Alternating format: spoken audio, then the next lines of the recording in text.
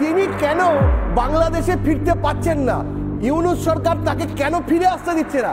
কারণ ইউনূস খুব ভালো করে জানেন তারেক জিয়া যদি ফিরে আসেন তাহলে তার বাংলাদেশের রাজনৈতিক পরিস্থিতি নিয়ে ঘুম নেই ভারতীয় মিডিয়ার। উপযাজকের ভূমিকায় একের পর এক বিতর্কিত মন্তব্য করে যাচ্ছে দেশটির মিডিয়াগুলো।